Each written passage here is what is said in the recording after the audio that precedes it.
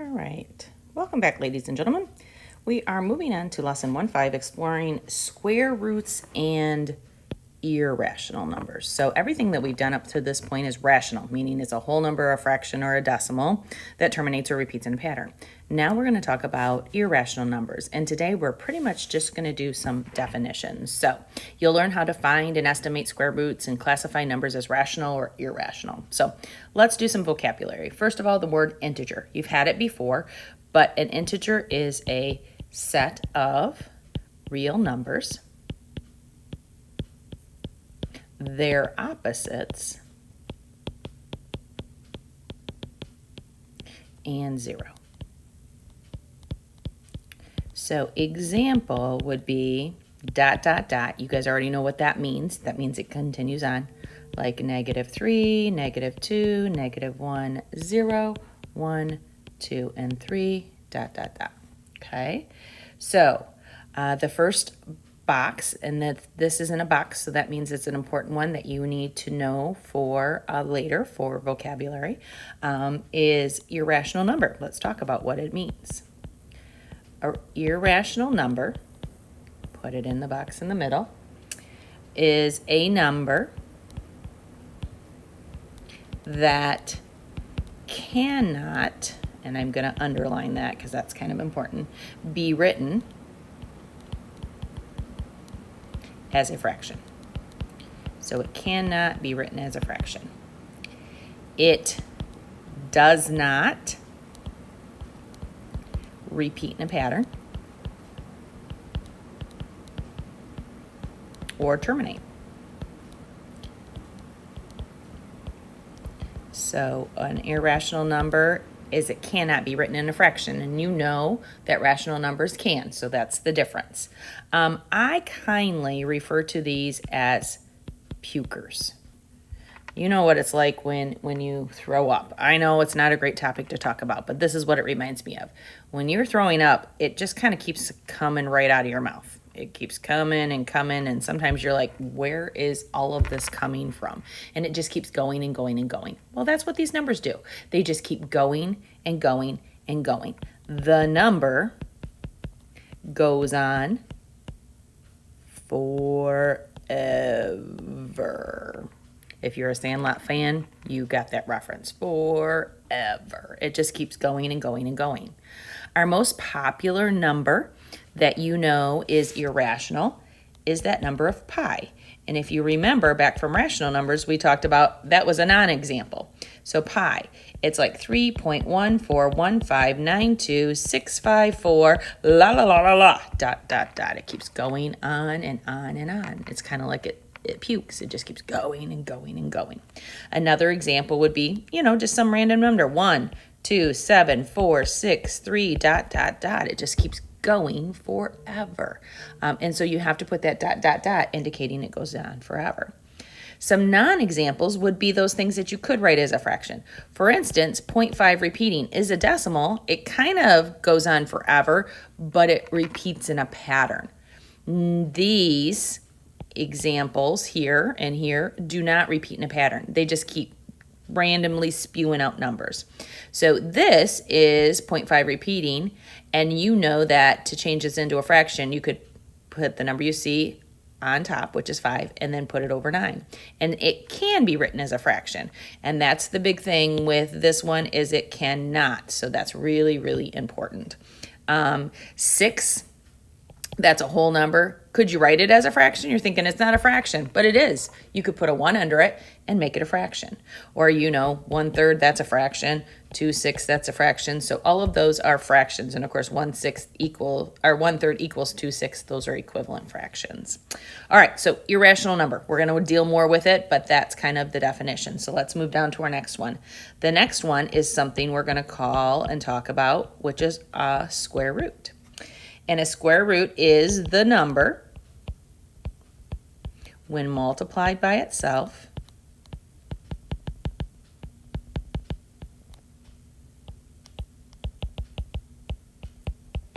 is equal to the original number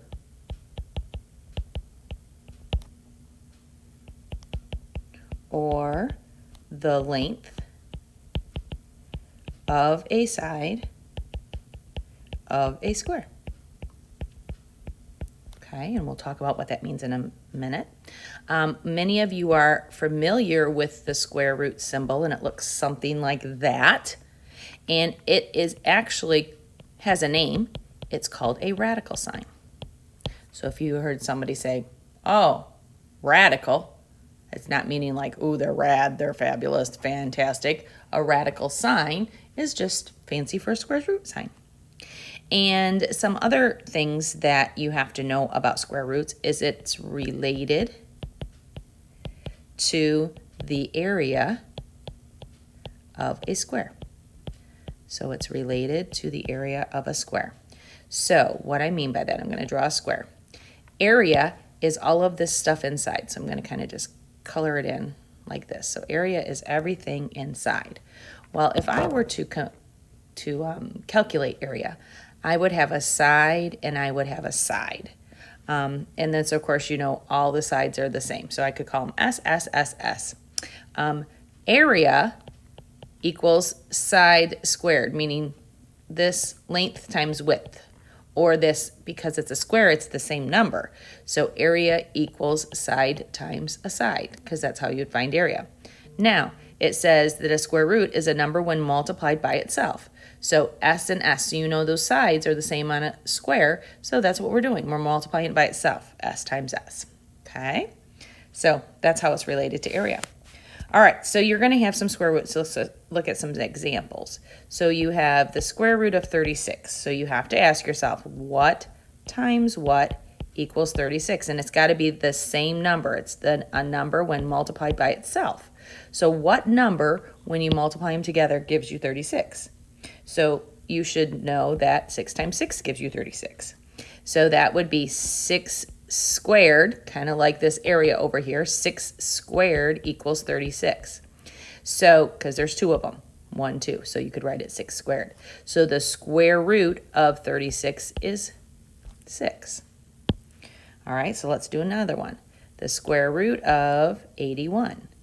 So what times itself equals 81? Hopefully you know that, and you know that 9 times 9 equals 81. So 9 squared, that's where it relates to the area, equals 81. There's two of them, so 9 to the second power. So the square root of 81 is 9. Let's do one more. The square root of 256. Oh boy, that's a big one. 256. So you have to decide, what do I know that I could multiply together to get 256? Well, I know, and I'm just going to do it off the side, 12 times 12 equals 144. So 256 is bigger, so it's got to be bigger than 12. You could look at your multiplication chart, and you'll see, look for the number 256, and hopefully you see it is what? Yell it at the screen. Tell me what it is. It's actually 16 times 16. So 16 squared equals 256. So the square root of 256 is 16. So it's a number times itself. I could do 16 times 16 over here too to prove it to you. So that'd be 96. I put down a 0. I have a 6. I have a 1. 6, 5, 2. Well, look at it is 256. By golly. All right.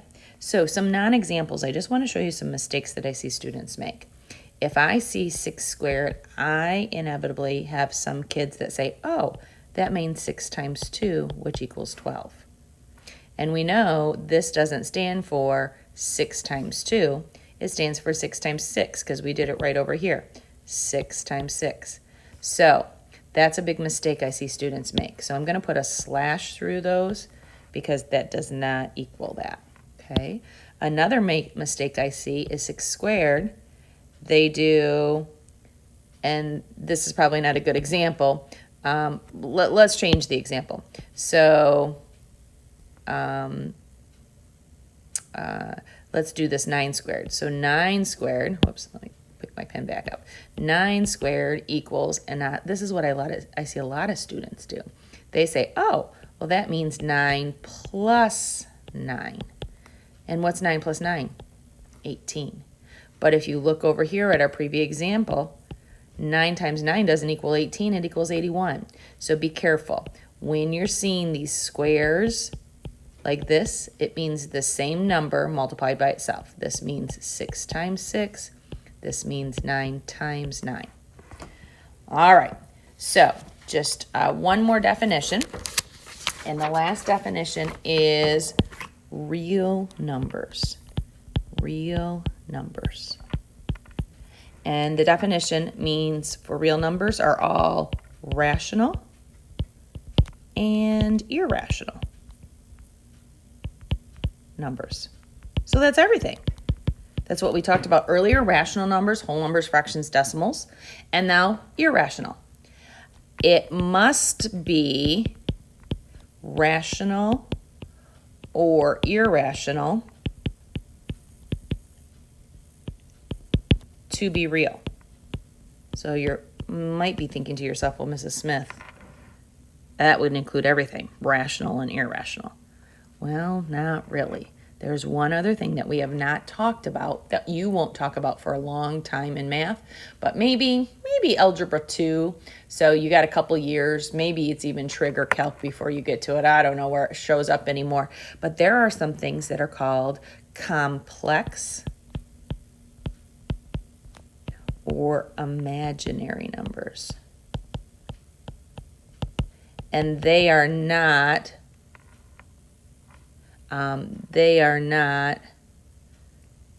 rational or irrational.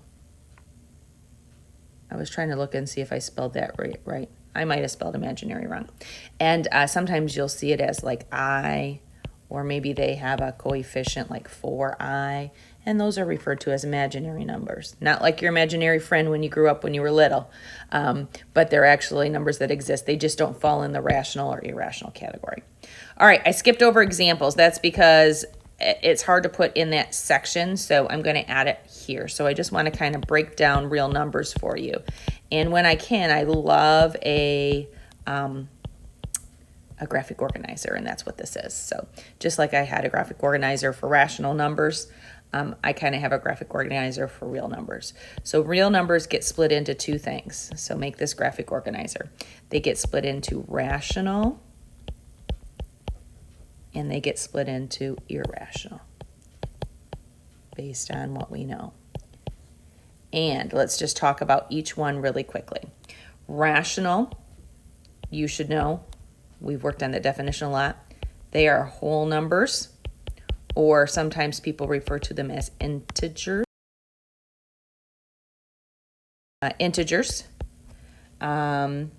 We just talked about those right at the beginning of this lesson. And so we're talking like -6, 3, 975.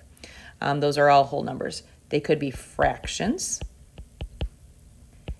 and you are good with those. So we're talking like 1/2, -2/9, 2/5. Any of those are fractions, or they could be decimals.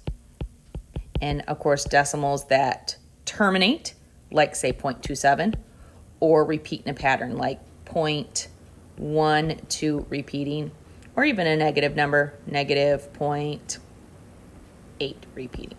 So all of those are rational. Irrational are non-repeating or non-terminating decimals. And like I said before, I kindly refer to them as pukers. They just spew out numbers over and over and over again. And some examples of those, of course, the most common one is pi. But you could have a decimal, 0.372, but you have to be careful because it keeps going. So you have to include that ... to show that it keeps going. Or you're going to find out square roots. A lot of square roots are irrational, and we'll find that out in our next little venture here. So the square root of 7. Not all square roots are irrational, but a lot of them are. Or something like this. Now, 0.02, 0022, 000222. And you're thinking, well, Mrs. Smith, that kind of looks like a pattern. A pattern has to be exactly the same all the way through. So this is 02, and then it's 2 zeros, and then 2 2s. That's not the same. So it's got to be like 1 3 1 3 1 3 1 3 1 3 3 1 3 3 1 3 3 1 3. And this is not. So this is irrational because it's not in a pattern. That's why I was so particular with saying in a pattern. All right, that's what we have for today. We will reconvene tomorrow talking about irrational numbers.